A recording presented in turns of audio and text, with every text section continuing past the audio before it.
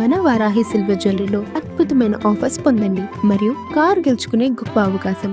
Welcome to it's you TV. నేను మీ Nagaraj బైర్శెట్టిని. ABN Andhra Jyothi Radhakrishna తొలి పలుకు వ్యాఖ్యానాలు అంటే ఆ కథనం కావచ్చు, ఏబిఎన్ ఛానల్లో ప్రసారమైన విషయంలో కావచ్చు, నిన్నటి నుంచి కూడా ఒకటే వైసీపీ శ్రేణులు బగ్గుమంటున్నారు. ఆ కథనానికి అంటే ఆ కథనంలో అంటే మహిళలను కించపరుస్తూ వైసీపీ నాయకుల వాళ్ళ భార్యలను కావచ్చు మహిళలను కించపరుస్తూ వ్యాఖ్యానం ఉంది, ఆ కథనం ఉంది. అలా ప్రసారం చేశారని వాళ్ళు ఒక్కసారిగా ఆవేశానికి లోనే నిన్న ఏబిఎన్ ఆంధ్రజ్యోతి కార్యాలయం ముందు ఆందోళన కూడా చేయడం జరిగింది. ఇదంతా కూడా మొత్తం నిన్న నుంచి జరుగుతుందట. ఇంతటితో ఆగకుండా ఈరోజు ఎవరైతే ఒక ఏబిఎన్ ఆంధ్రజ్యోతి పేపర్లో ప్రింట్ మీడియా వార్త పక్కన పెడితే ఏబిఎన్ ఛానల్లో ప్రసారమైన కథనం వాయిస్ ఓవర్ ఏదైతుందో మధురవాణికి ఈరోజు వైసీపీ నాయకులు కొంతమంది ఫోన్ చేసి బెదిరిస్తున్నారంట. ఇది ఎంతవరకు కరెక్ట్ అంటే, ఒక పేపర్లో కావచ్చు ఛానల్లో కావచ్చు అలాంటి కథనాలు ప్రసారం చేయవచ్చా? ఒకవేళ చేస్తే దాని వెనక ఉన్న వారు ఎవరు, వారిపై పోరాటం చేయాలి. కానీ ఈ వాయిస్ ఓవర్ ఇచ్చిన వారిని బెదిరించడం కరెక్టా, అసలు ఇలాంటి కథనాలు కరెక్టా అన్న డిస్కషన్ కోసము ఈరోజు మనకు జూమ్ కాల్లో గుంటూరు నుంచి అడ్వకేట్ రజనీ గారు అందుబాటులో ఉన్నారు. ఆవిడతో మాట్లాడి వివరాలు తెలుసుకుంటాం. నమస్తే మేడం రజనీ గారు. నమస్తే. బాగున్నారా? బాగున్నాను సార్. మీ మధ్యన కొంత రిలాక్స్గా చాలా ఫ్రీగా ఉన్నట్టున్నారు, చాలా ఓపెన్గా మాట్లాడుతున్నారు. అన్నీ కూడా చాలా ధైర్యంగా ఉన్నాను. ఈ పదం బాగుంటుందేమో. అవునా? ఓకే. ఆ ధైర్యం ఎందుకు వచ్చింది ఇటీవల కాలంలో? ముందుతో పోలిస్తే ఇప్పుడు ఇంకా ధైర్యం ఎందుకు వచ్చింది అంటారు? అసలు ముందు వెనకెళ్తే రాజకీయాలు అన్నిటికీ అతీతంగా నా యూనిఫామ్ నాకు తోడుగా ఉందని చాలా ధైర్యం వచ్చింది సార్. అంటే ముందు అయితే మీ యూనిఫాము, ఇంకోటి ఏం ధైర్యం లేదు. ఇప్పుడు ఈ ధైర్యం ఇంకా రెట్టించిన ధైర్యం ఎందుకు వచ్చింది? అంటే పగిలే కొద్దీ పదునెక్కిద్ది సార్. బాగుంది కదా, మళ్ళొకసారి రాసుకోండి. పగిలే కొద్దీ పదునెక్కిద్ది. మధ్యలో ఒకటి యాడ్ చేయాల, పగిలే కొద్దీ గాజు పదునెక్కుతుంది. అది యాడ్ చేయలేదే సార్. గాజు ఎందుకు లేదు సార్, ఏదైనా పదునెక్కిద్ది అన్నట్టుగా పగిలే కొద్దీ పదునెక్కుతుందని. ఎక్కడైతే విమర్శలు ఎక్కడ ఎదురవుతాయో అప్పుడే మనం ఇంకా స్ట్రాంగ్ గా నిలబడే అవకాశాన్ని ప్రకృతి, సొసైటీ మనకి కల్పించినట్టు సార్. ఓకే. చాలా చక్కగా చెప్పారు రజనీ గారు. మళ్ళీ ఆ పదునైన వాయిస్తోనే ఇప్పుడు చెప్పండి. ఆదివారం రోజు ఏబిఎన్ ఆంధ్రజ్యోతి ఎండి రాధాకృష్ణ గారి తొలుపలికలో వచ్చిన కథనం పైన వీడియో మళ్ళా ఛానల్లో ప్రసారమైన వాటిపైన మీరు చూసే ఉంటారు, వినే ఉంటారు. నిన్నటి రోజు వైసీపీ నాయకులంతా హైదరాబాద్కి వచ్చి ఆ కార్యాలయం మీద ధర్నా కూడా చేశారు. ఆ వ్యాఖ్యలపై మీరేమంటారు? ఒక అడ్వకేట్గా కావచ్చు, ఒక సామాజిక కార్యకర్తగా కావచ్చు, ఏమంటారు? సార్, మనము తెలంగాణ అంటే హైదరాబాద్కి వెళ్ళి ఏబిఎన్ ఆఫీస్ ముందు ధర్నా చేయబడలేదండి. ఇక్కడ హోంశాఖ మంత్రి ఉంది, ఇక్కడ మహిళా కమిషన్ చైర్పర్సన్ ఉన్నారు. వారు మాట్లాడింది ఆంధ్ర వైసీపీ కార్యకర్తల ఇంట్లో మహిళలని. సో మనం ఎక్కడ పోట్లాడాలండి? మన స్థానం ఆంధ్రలో పోరాడాలి, విజయవాడలో పోరాటం చేయొచ్చు. మన స్థాన బలం ఏది? మహిళా commission office Mangalagiri head quarters, అక్కడ మాట్లాడుకోవాలి. లేకపోతే హోమ్ మినిస్టర్ గారి కార్యాలయం, డీజీపీ ఆఫీస్, అక్కడ మాట్లాడుకోవాలి. అనింది తెలంగాణ వాళ్ళని కాదండి, అన్నింది ఆంధ్రాలో వైసీపీ కార్యకర్తను. మనం వెళ్ళి మరి తెలంగాణలో అది కూడా మగవాళ్ళు వెళ్ళి ధర్నా చేయడం ఏంటిని? బాధపడింది మహిళల మనసులు కదా. అమరావతిలో వచ్చింది ఆడబిడ్డలండి. ఆడబిడ్డల్ని ముందు పెట్టి రాజకీయం చేయడం కూటమి నుంచి నేర్చుకోండి. వైసీపీ వారు నేర్చుకోండి, మహిళల్ని ముందు పెట్టి రాజకీయం చేయడం నేర్చుకోండి. సో ఇది చాలా ఖండించదగింది సార్. వీకెండ్ పలుకులు ఎందుకు పలికినారంటే, ఆ చిలక పలుకులు వీకెండ్ అంతా అస్తవ్యస్తం అయిపోయింది సార్. మా గన్ అని gun shoot and sight order తో ఎక్కువ పెట్టేసినారు గౌరవ్ జగన్ రెడ్డి గారు.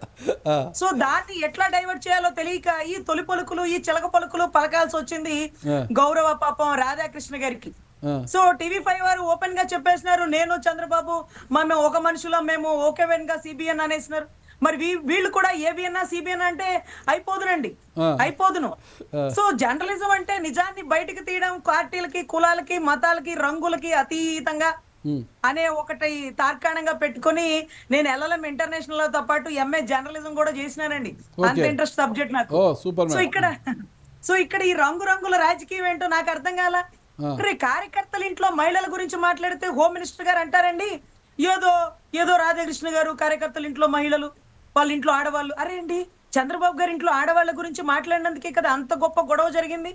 అరే చంద్రబాబు గారి ఇంట్లో ఆడవాళ్ళ, జగన్ గారి ఇంట్లో ఆడవాళ్ళ, వీళ్ళ ఆ స్థాయిలో ఉండడానికి గల కారణమైన కార్యకర్తల ఇంట్లో ఆడవాళ్ళు ఎంత వీర మహిళలండి. వాళ్ళ భర్తల్ని వీధిలోకి పంపించబట్టి మీరు సైరన్ కారుతో తిరుగుతున్నారు, లేకపోతే జైలులో ఉండేవాళ్ళు. అంటే ఒక స్థాయి అంటే ఒకటి కరెక్ట్గా జగన్మోహన్ రెడ్డి ఆదేశిస్తే భార్యలను కూడా చెల్లెళ్ళు అంటారు, సంబంధాలు చూస్తారనే వ్యాఖ్యానం కరెక్ట్ అంటారా? కరెక్ట్ కాదని ఆయనకు కూడా తెలుసు అండి. కరెక్ట్ కాదని ఆయనకు కూడా తెలుసు. ఆయన ఇన్ని భార్యనే, చెల్లె, అక్క అమ్మాయి కదా సార్. అమ్మాయి అక్క కాదు సార్. ఇంట్లో భార్యని చెల్లెలు అనుకొని పరాయి ఇంటోడికి పెళ్లి చేసి పంపించడం అంటే భర్తే తన భార్యని ఇంకొకరి ఇంటికి పంపిస్తున్నాడు. మరి భర్తే భార్య దాన్ని ఏమంటారు సార్? దాన్ని ఏమంటారంటే ఒక జర్నలిజానికి పట్టినటువంటి రాజకీయ ముసుగు తెరలేపినారు. ఏబిఎన్ కాదు, నేను సిబిఎన్. అరే ఈ వీకెండ్ చిలక పలుకులు ఎందుకో తెలుసా నాగరాజు గారు? డైవర్షన్ పాలిటిక్స్ అండి. వాళ్ళకేం అవసరము? వీకెండ్ తొలి పలుకు వాళ్ళకెందుకు డైవర్షన్ పాలిటిక్స్? ఆయన ఒక జర్నలిస్ట్, ఆయన కూడా పూర్వాశ్రమంలో ఒక జర్నలిస్టే. ఈరోజు ఒక ఎండి ఛానల్కి, పత్రికకు ఎండి, ఆయన ఒక పత్రికాధిపతి కదా, ఆయనకేం అవసరం? అవును సార్, మీరు కూడా జర్నలిస్టే. మీరెందుకు కోట్లు సంపాదించుకోలేకపోయారు? మీరెందుకు బంగ్లాలు కట్టుకోలేకపోయారు? మీరెందుకు ఆఫీసులు పెట్టుకోలేకపోయారు? సైకిల్ మీద వచ్చే రాధాకృష్ణ గారు మాత్రం కోట్లకి ఎలా పగడెత్తినారు? ఎలా మీరెందుకు వెళ్ళలేకపోయారు? ఏంటో ఆంతర్యం. ఆయన బాగా కష్టపడ్డాడండి, మేము ఇంకా కష్టపడలేదు. ఆయన అప్పట్లో బాగా కష్టపడ్డాడు, చెమటోడ్చాడు, బాగా చేశాడు కాబట్టి ఎదిగాడు. ఆయనకు అదృష్టం కలిసి వచ్చింది, తన కష్టం కలిసి వచ్చింది. మేము ఇంకా అంత కష్టం చేయలేదు కదా. సరే ఆయన సంపాదించాడు, మీకెందుకు బాధ? మీకు వెళ్ళితే మీరు సంపాదించుకోండి, మంచి కేసులు వాదించండి, మీరు బాగా సంపాదించండి, కోట్లు పోగేయండి. ఆయన ఎందుకు మీరు ఆయన కోట్లు సంపాదించాడు, సైకిల్ మీద తిరిగాడు అంటారు మీరు, మీకెందుకు అంత బాధ? ఆయన వెనుకాల ఉండేటటువంటి సూత్రధారి ఎవరు? ఈ పాత్రధారులు ఎక్కడి నుంచి వచ్చారు? ఇది ఆంతర్యం మీకు కొంత తెలిసినా కొంత చెప్పలేకపోయినా రాష్ట్ర ప్రజలకు తెలుసండి.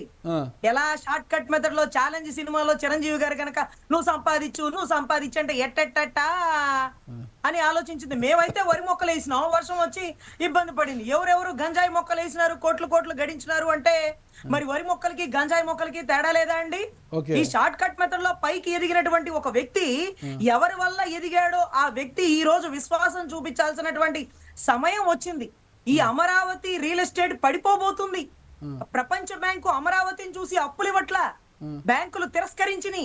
జగన్ గారు లెటర్ రాసినారు, 3,31,00,000 మేం చేసినటువంటి అప్పు వీళ్ళు ఇప్పుడే 3,53,00,000 20 నెలల్లో చేసినారు. ఇక అప్పు ఇవ్వకండి, 29లో వచ్చేది నేనే, ఆ భారం నేను పడలేను, మీరు ఇవ్వకండి అంటూ లెటర్లు రాసేసినాడు. దానివల్ల అప్పులు పుట్టట్లా. మంచి మనసు అయితే ఉంది, కానీ అప్పులు ఇవ్వడానికి బ్యాంకులు తిరస్కరిస్తున్నాయి అంటూ మంత్రి నారాయణ గారు, గౌరవ చంద్రబాబు గారు మాట్లాడడం. మీరు చెప్తున్న అదే వ్యక్తే కూటమి ప్రభుత్వానికి చురకలు అంటించేలా చాలాసార్లు కథనాలు కూడా రాస్తూనే ఉన్నారు, చురకలు అంటిస్తూనే ఉన్నారు. ఇలా ఉంది, అలా ఉంది, ఇలా చేసుకుంటే ఇంకా పోతారు మీరు అన్నట్టుగా రాస్తూనే ఉన్నారు కదా, అది గమనించారా మీరు? 100% సార్. నిన్న మొన్న పెమ్మసాని గారిని కూర్చోబెట్టి, మీకు తెలుసా జగన్ గారు మీకు తెలుసా చంద్రబాబు గారికి చుక్కలు చూపించారు, మీకు తెలుసా ఆయన స్థాయి మీకు తెలుసా అంటే ఆయన తలకాయ ఇలా గిరగిర తిప్పి అవును అన్నారు. దాన్ని బట్టి ఏమర్థమైంది అంటే జగన్ గారి స్థాయి ఏంటో రాధాకృష్ణ గారికి తెలుసు. కానీ జగన్ గారితో రాధాకృష్ణ గారు ఢీకొంటూ ఏమి ఆశిస్తున్నారు, ఎవరు విశ్వాసం పొందడానికి ఢీకొంటున్నారు? ఇలాంటి స్టేట్మెంట్ ఆయన వయసు రీత్యా, ఇన్ని సంవత్సరాల జర్నలిజం రీత్యా అలా మహిళల గురించి మాట్లాడడం తగునా? అందులోనూ కార్యకర్తల గురించి నాయకులు పోట్లాడుకోండి సార్, తప్పులేదు. పాపం కార్యకర్తలు వెన్నుముక లేని వారట. వెన్నుముక లేకుండా ఒక మనిషి అలా నిలబడతాడు సార్? వెన్నుముక లేని వారంట. సో ఇటువంటి పదజాలం వాడేటప్పుడు వీకెండ్ రాధాకృష్ణ గారు వీక్ మొత్తం జరిగినటువంటి డైవర్షన్ ని మొత్తం ఒక తాటి మీద తిప్పి ఇంత అసభ్య పదజాలంతో రాజకీయంలో నీచపు రాజకీయం చూసాం, జర్నలిజంలో కూడానా? అరే జర్నలిజం ఇప్పుడు గుర్తొస్తుంది సార్, కెమెరామెన్ గంగతో రాంబాబు అని. మరి ఆ కథనాన్ని నేను ప్రచురించను అని ఎవరన్నా అడుగుంటే వాళ్ళు మా పవన్ కళ్యాణ్ గారి లాగా రాంబాబు అయిపోయి ఉండేవాడు సార్. మీ పవన్ కళ్యాణ్ గారా? నేను చెప్తే అది చేయాల్సి వచ్చేది. మీ పవన్ అన్నకు దూరం అయిపోయారు కదా ఇప్పుడు మీరు, మా పవన్ కళ్యాణ్ అంటున్నారు సార్. పార్టీకి దూరం అయ్యాను సార్, పార్టీకి దూరం అయ్యి ఉంటానేమో. పవన్ కళ్యాణ్ అంటే ఒక పవర్ స్టార్ పవన్ కళ్యాణ్ కదా, పగిలే కొద్ది పదునెక్కిద్ది కదా, తగ్గేదే లేదు కదా, ఇటో అలా అంటారు కదా సార్. అదేదో అదేదో అలవాట్లేదు సార్, దాంట్లో ఏముంది కానీ. సో ఇప్పుడు మనం సబ్జెక్ట్ లోకి వస్తే, ప్రపంచ బ్యాంకు రిజెక్ట్ చేసింది సార్ మావిగన్ ను. చాలా తక్కువ ఖర్చుతో రాజధాని తొందరగా మన కళ్ళ ముందే తీర్చిదిద్దుకోబోతున్నాం. లక్షల కోట్లు అప్పు తెచ్చి 14-19లో కూడా ఆయన కట్టింది సెక్రటేరియట్, సచివాలయము, హైకోర్టు భవన్. మావిగన్ ఫలించాలి అంటే 2029లో వైసీపీ అధికారంలోకి రావాలి కదా. పవన్ కళ్యాణ్ గారు మేమంతా కలిసే ఉంటాము, విడిపోము, మనమంతా కలిసిమెలిసి ఐకమత్యంగా ఉండాలి, మనం విడిపోతే జగన్ అధికారంలోకి వస్తాడు అన్నట్టుగా మాట్లాడుతున్నారు కదా. వాళ్ళు కలిసిమెలిసి ఉంటే వైసీపీ ఎప్పుడు అధికారంలోకి వస్తుంది, మావిగన్ ఎప్పుడు పేలుతుంది? సార్ కలిసి ఉన్నా విడిపోయినా ది వైర్ అని పరకాల ప్రభాకర్ రాసినటువంటి పుస్తక ప్రచురితం ద్వారా అర్ధరాత్రి అంటే తెల్లవారుజామున 2 వరకు ఓటేసిన వారు ఎవరు? ఇన్ని లక్షల 15 లక్షల పైచులకు ఓట్లు ఎక్కడ తేడా వచ్చినాయి? 3500 బూతులు ఏవి? 2 వరకు ఓటేయడానికి క్యూ లైన్ లో నుంచున్న వాడికి ఒక అవార్డు ఇవ్వాలి కదా మనం. మన దేశంలో 2 వరకు, ఎక్స్పెషల్ గా మన రాష్ట్రంలో అని చెప్పాలి కదా. అంటే ముగ్గురు కలిసి వచ్చిన తల్లి చెల్లి వారి వైపే ఉన్నప్పటికీ ఈ రోజు కూడా జగన్మోహన్ రెడ్డి గారి గెలిచే ఉన్నారు అని భావిస్తున్న వారి వైసీపీ వారికి ఈసారి ముగ్గురు కలిసి వచ్చినా, ముగ్గురు విడిపోయిగా వచ్చినా మా జగన్ అన్నే వస్తారు. బందర్లో తిరిగినటువంటి బుల్డోజర్ 365 రోజులు బందర్లోనే తిరుగుతూ ఉంటది.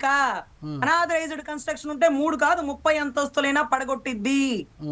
సో ఇది సార్ వాళ్ళ వైఖరి. సో ఖచ్చితంగా ది వైర్ బుక్ రాసినోడేమన్నా రోడ్ సైడ్ రోమియో కాదు, ఒక ఫైనాన్షియల్ దాంట్లో ఒక కీలక నేత, ఒక ఫైనాన్స్ అడ్వైజర్ లాంటి వ్యక్తి. చాలా బుక్ అంటే ఎవిడెంట్రీతో రాసినాడు సార్, అల్లా డబ్బాగా ఆకతాయిగా రాయలా. మరి ఆ బుక్ ఆంతర్యం అంటే ఇప్పుడు చెప్తున్నారు, మా జగన్ అన్న ఓడిపోలేదండి, మేము ఆ రోజు చెప్పలేదా, మేము చెప్పాంగా, మేము అందరం ఓట్లేసాం, ఎట్టోడిపోయారు, ఏదో చేశారు అని ఇప్పుడు చెప్తున్నారు సార్. సార్ ఏమైపోయాయి? నా పదవే మీరు అనుభవిస్తున్నారు, కానీ పద్ధతిగా అనుభవించండి, చెయ్యాల్సినవి చెయ్యండి. చేయకూడనివి చేస్తే మాత్రం రాధాకృష్ణ గారికి జగన్ గారికి వచ్చిన వార్నింగ్ ఏంటో చూసినారా సార్? రప్ప అనలా, కర్రలా హాకీ స్టిక్లా అనలా, గుడ్డలప్ప తీసి రోడ్డు మీద పడిగెట్టిస్తాను అనలా, స్టేషన్ తిప్పని స్టేషన్ లో లేదు అన్నారు. అంటే చట్టరీత్యా చర్యలే తీసుకుంటాము అని దాని అర్థం. అంతేగాని మా టాలెంట్ చూపిస్తాము అని అనలేదండి. టాలెంట్ చూపిస్తాము, కొట్టుకుందామా రా, అదేంటి చీరాల రతన్ సెంటర్ కి రా, లేకపోతే అనంతపురంకి క్లాక్ సెంటర్ కి రా, లేకపోతే పులివెందర మెడికల్ కాలేజ్ దగ్గరికి రా, ఇలా పిచ్చి మాటలు మాట్లాడలా. మీరు మాటల దానికి అంటే మీరు ఏది విత్తితే అదే వస్తుంది. మీరేం విత్తినారు? ఏటపోతు కోసిన రోడ్డు మీద తన్నుకుంటూ తీసుకెళ్లారు. మహిళలని రోడ్డు మీద తన్నిన వాడి మీద చట్టరీత్యా చర్యలు తీసుకోవాలా, వాడిని అరెస్ట్ చేయాలా, వాడిని తన్నుకుంటూ రోడ్డు మీద తీసుకెళ్ళా, వాడికి కనీసం బెయిల్ శాంక్షన్ చేసేస్తున్నారు, స్పాట్ లో స్టేషన్ బెయిల్, ఒక దళిత బిడ్డని. మరి ఏటపోతుకి ఇచ్చిన గౌరవం మహిళకి ఇవ్వలేదా అండి? మరి మహిళకు గౌరవం ఇస్తే ఈ మహిళని నడి రోడ్డు మీద కర్రతో, పోలీసు చేతిలో ఉండాల్సిన కర్రని పోలీసుల సమక్షంలో కొడుతున్నా ఆ వ్యక్తిని నడి రోడ్డు మీద కొట్టుకుంటూ తీసుకెళ్లాలి కదండి. గంజాయి తాగి మత్తుతో వాళ్ళేం చేస్తున్నారో వాళ్ళేం తెలియని పోరగాళ్ళని కుక్కను కొట్టినట్టు కొట్టినారు కదండి పోలీసులు. మరి ఒళ్ళు కొవ్వెక్కి అధికారం మదంతో తెలిసి ఒక ఆడబిడ్డని, ఒక దళిత బిడ్డని పోలీసుల సమక్షంలో అందరూ చూస్తుండగా కొట్టినాడు అంటే ఆ వ్యక్తికి మీరు ఇచ్చే ట్రీట్మెంట్ ఎలా ఉండాలండి? సొసైటీకి ఏం చెప్తున్నారండి మీరు? ఒక డప్పు కొట్టే ఒక దళిత వాడిని కొడుతుంటే అతను అభిమానంతో కొట్టానని అతనితోనే స్టేట్మెంట్ ఇప్పించినారే. డప్పు కొడుతున్న అయ్యన్న పాత్రుడు గారు చెంప మీద ప్యాట్మని కొట్టారు పోలీసుల సమక్షంలో ఒక డప్పు కొట్టే వ్యక్తిని. ఆ డప్పు కొట్టేవాడే వచ్చి చెప్తున్నాడు ఆయన ప్రేమతో కొట్టి ఉంటారు, ఆయన మాకు ఒక గురువు, ఒక దేవుడు, ఇంకోటి. ఇటు వెళ్ళిపోతుంది సొసైటీ సార్. తప్పుని తప్పు అనేవారు తప్పుడు వాళ్ళు. సరే, సొసైటీ గురించి మీరు మాట్లాడుతున్నారు కదా, దీని గురించి చెప్పండి. ఓకే, తొలి పలుకులో వచ్చిన కథనములో వచ్చిన వ్యాఖ్యలు ఏవైతే ఉన్నాయో, ఆ వీడియోలో కావచ్చు, పేపర్లో వచ్చింది కావచ్చు, మహిళల్ని కించపరచడం, వైసీపీ వాళ్ళ ఫ్యామిలీస్ని కించపరిచేలా ఉన్నాయి కాబట్టి అది తప్పు, ఎవరైనా అది ఖండించాల్సిన అంశమే. అయితే దాని మీద వైసీపీ నాయకులు రాధాకృష్ణతో పోరాటం చేయాలి. కానీ ఆ ఛానల్లో వాయిస్ ఓవర్ ఇచ్చిన మధురవాణిని ఈరోజు ఉదయం నుంచి వైసీపీ శ్రేణులు కొంతమంది ఫోన్ చేసి బెదిరిస్తున్నారంట. డబ్బులు ఇస్తే ఏమైనా చేస్తారా, మేము డబ్బులు ఇస్తే మా దగ్గర పని చేస్తారా అనే విధంగా ఆమెకు ఫోన్ చేసి బూతులు మాట్లాడుతున్నారంట, ఇబ్బందులకు గురి చేసి. ఇది కరెక్ట్ అంటారా? అంటే మధురవాణి ఒక ఫ్రీలాన్స్ జర్నలిస్ట్ మాత్రమే.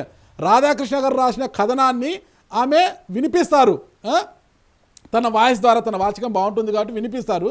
కానీ ఆమె ఒక ఫ్రీలాన్స్ వాయిస్ ఓవర్ ఆర్టిస్టు. ఆమెను బెదిరింపులకు గురి చేయడం వైసీపీ శ్రేణులకు తగునా? అస్సలు తగదండి. పిచ్చుకల మీద బ్రహ్మాస్త్రాలు ఎప్పుడూ చేయకండి. ఆ, పిచ్చుకల మీద బ్రహ్మాస్త్రం చేతగాని వాడు చేసేది. కుంభస్థలాన్ని కొట్టలేనప్పుడు కింద కొండనే కొట్టుకుంటూ కూర్చుంటారు. అది తప్పు. అక్కడ కూడా ఒక మహిళే అతను జీతం ఇస్తున్నాడు, ఆవిడ పని చేస్తుంది. సరే జీతం ఇస్తే ఏమైనా చేస్తారా, రండి మా దగ్గరికి అనే పిచ్చి మాటలు మాట్లాడకూడదు. తప్పది. కానీ ఆవిడ కూడా ఈ పదాలు రాసేటప్పుడు వైసీపీ శ్రేణులను ఆలోచించి సార్ ఇలాంటివి చదివితే చాలా ప్రాబ్లం అవుతుంది, కరెక్ట్ ఇది ఆలోచించాలి, ఆవిడ కూడా ఇది ఆలోచించాలి. ఇలాంటివి చదవడం కరెక్ట్ కాదు. అక్కడ మహిళల గురించి మాట్లాడడం, భార్యలని చెల్లెళ్లతో పోల్చడం, చెల్లెళ్ళని భార్యలతో పోల్చడం, పెళ్లిళ్లు చేయడం, వెన్నుముక లేదండం, వాళ్ళ గురించి తెలిసి కూడా ఇప్పుడు అసలు కంప మీద రాయేసుకున్నట్టు కంప మీద చీరేసుకున్నట్టు అనే పరిస్థితి అవుతుందని ఆవిడ కూడా కొంచెం ఆలోచించి ఉండాలి. అయినప్పటికీ ఆవిడ ఆలోచించకపోయినప్పటికీ మీరు గౌరవంగా ఆలోచించాలి. వాళ్ళ కింద పనిచేసి జీతాలు తీసుకునేటటువంటి ఉద్యోగులు మాత్రమే మధ్యతరగతి కుటుంబాలు అవ్వచ్చు, ఒకళ్ళ సీనియర్లు అయి ఉండొచ్చు. కానీ వాళ్ళతో ఈ తప్పు చేపిస్తున్న వారిని ఇబ్బంది పెట్టండి. అందుకనే జగన్ రాధాకృష్ణ అనే పదాన్ని వాడారు. ఈ కింద వాళ్ళు ఆమెకి ఫోన్లు చేయడం తప్పండి. అలా అసలు చేయకండి. ఎందుకంటే మన మహిళల గురించి మాట్లాడుతున్నామని మనం పోట్లాడుతున్నప్పుడు అక్కడ కూడా ఒక మహిళే కదండి, ఎంత కంగారు పడిపోతుంటారు. కానీ ఆవిడ ఆ మాట మాట్లాడే ముందే ఆవిడకి ఇలా వీళ్ళు చేస్తారన్న ఒక భయం ఉంటే ఇంకెప్పుడు ఆవిడ అలా మాట్లాడరు. ఇప్పుడు ఏబిఎన్ కాదండి, టీవీ5 లో మాట్లాడమనండి, మహా న్యూస్ లో మాట్లాడమని ఏ మహిళ ముందుకు రాదు. అయ్యో వాళ్ళు ఎమ్మడి పడతారు సార్, ఎట్లా అంటే అట్లా మాట్లాడితే వాళ్ళు ఊరుకోరు సార్, వాళ్ళకు వానర సైన్యమేమో సార్, వాళ్ళు ఎమ్మడి పడతారు సార్ అని ఒక భయం ఉంటది. తప్పు మాట్లాడితే ఊరుకోరు, తిరగబడతారు, ఉద్యమిస్తారు. మీకు తెలంగాణ వాళ్ళకి తెలియదా ఉద్యమాలు అంటే ఎలా ఉంటాయో? కార్యకర్తల ఇళ్లలో మహిళల గురించి మాట్లాడితే ఊరుకుంటారా? మీ ఇళ్లలో మహిళల గురించి మాట్లాడిన బోనమ్మ గురించి మాట్లాడితేనే కదా ఆయన కంటతడి పెట్టేసి ఆవేశంగా అసెంబ్లీ నుంచి బయటకు వచ్చి ముఖ్యమంత్రి అయ్యే వస్తానని చెప్పింది. దేనికి? వాళ్ళ ఇంట్లో మహిళల గురించి మాట్లాడితేనే కదా. మరి కార్యకర్తల మహిళల గురించి మాట్లాడితే ఊరుకుంటారా? ఆవిడ ఎలాగో వీళ్ళు అలాగే, ఆవిడ కంటే 100 రెట్లు వీళ్ళే గొప్పవాళ్ళు అండి. రజనీ గారు ఇక్కడ చెప్పండి, జర్నలిస్టులు ఎప్పుడంటే ప్రతి పత్రిక కావచ్చు, ప్రతి ఛానల్ కావచ్చు, ఏదో ఒక పార్టీ సపోర్ట్ ఉంది, పార్టీ మద్దతు తీసుకొని చేస్తున్నాయి అనమాట. ఛానళ్ళు కావచ్చు, పేపర్లు కావచ్చు. జర్నలిస్టులు ఏం చేస్తారు, ఆ ఛానల్ ఆ పేపరు యాజమాన్యాలు చెప్పిన విధంగానే పనిచేస్తారు, వాళ్ళ లైన్లోనే పనిచేస్తారు. అలాంటిది ఇటీవల వైసీపీ వాళ్ళు కావచ్చు, టీడీపీ వాళ్ళు కావచ్చు, జర్నలిస్టులను బెదిరించడము, వాళ్ళపై దాడులు చేయడము, కేసులు పెట్టడము చేస్తున్నారు. ఇది కరెక్ట్ అంటారా? అస్సలు కరెక్ట్ కాదు సార్. భారతదేశ స్వతంత్రం రావడానికి గల ప్రథమ కారణం న్యాయవాదులు, జర్నలిస్టులే సార్. వీళ్ళిద్దరూ కష్టపడి వీళ్ళిద్దరూ ప్రాణాలకు తెగించి ధైర్యంగా ముందుకొస్తేనే భారతదేశానికి స్వతంత్రం వచ్చింది సార్.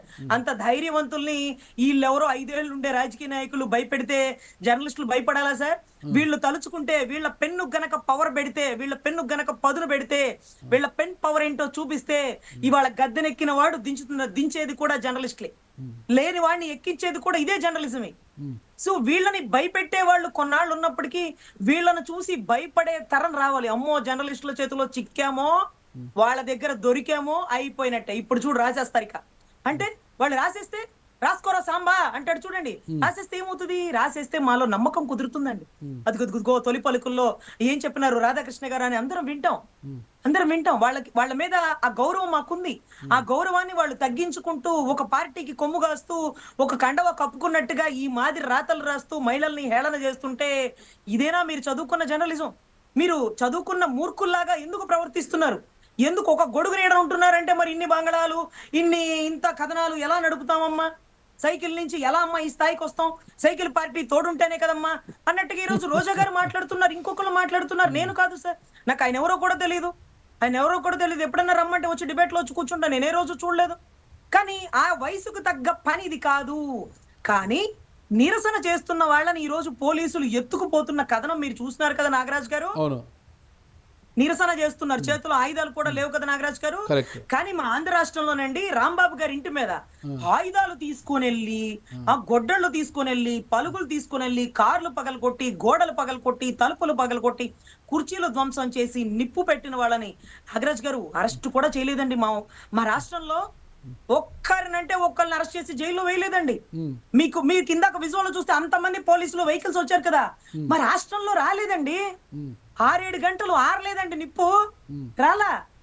మరి ఆంధ్రాకి తెలంగాణకి ఒకటే రాజ్యాంగం కదా, ఒకటే ప్రజాస్వామ్యం కదా. ముఖ్యమంత్రులు వేరేనా? మరి పోలీస్ వ్యవస్థలో ఉన్నటువంటి శాఖ మంత్రులు వేరేనా? ఏంటి సార్ ఈ వ్యత్యాసం? ఒకరింటి మీద ఆగకుండా దాడి చేస్తే వాళ్ళని అరెస్ట్ చేయలా, కానీ ఇక్కడ నిరసన చేస్తూ చేతులు ఆయుధం లేకపోతేనే జీవులు ఎక్కించి తరలిచ్చేస్తున్నారు. దాన్నేమో దాడి అని గౌరవ ఉప ముఖ్యమంత్రి వర్యులు, తెలంగాణలో జరిగిన దానికి గౌరవ ఉప ముఖ్యమంత్రి వర్యులు, ముఖ్యమంత్రి వర్యులు ట్విట్టర్ లో పోస్ట్ పెట్టినారు. మరి ఇక్కడ ప్రతిపక్ష నాయకుడి ఇళ్ల మీద అరాచకమైన దాడిని ఖండిస్తున్నామని ఒక్క పలుకు పలకలేకపోయారో చూసారు సార్. కానీ రాధాకృష్ణ గారి చిలక పలుకులకి మాత్రం వీళ్ళు వెంటనే ట్విట్టర్ లో పోస్ట్ పెట్టడం ఏంటి అధ్యక్ష? వ్యవస్థలు ఎటు వెళ్ళిపోతున్నాయి?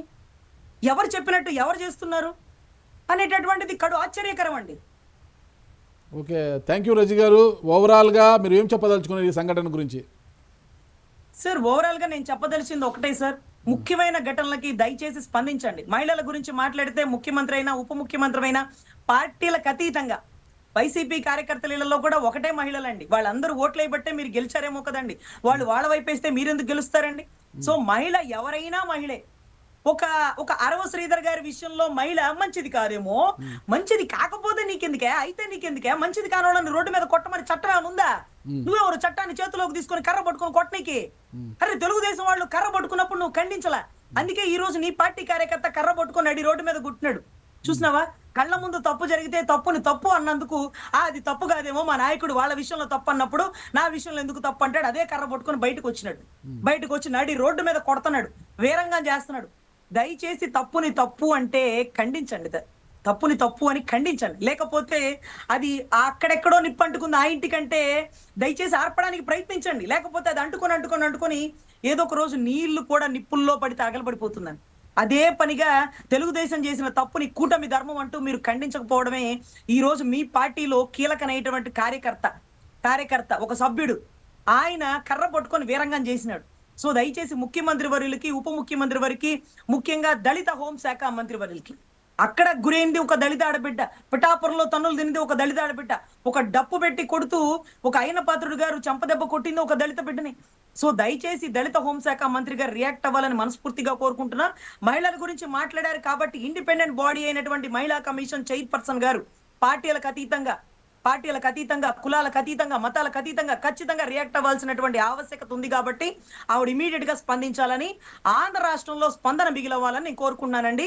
ఆ స్పందన ఏదో తెలంగాణలో కాదు, మా ఆంధ్ర రాష్ట్రంలో జరగాలి. థ్యాంక్ యూ అండి, థ్యాంక్ యూ.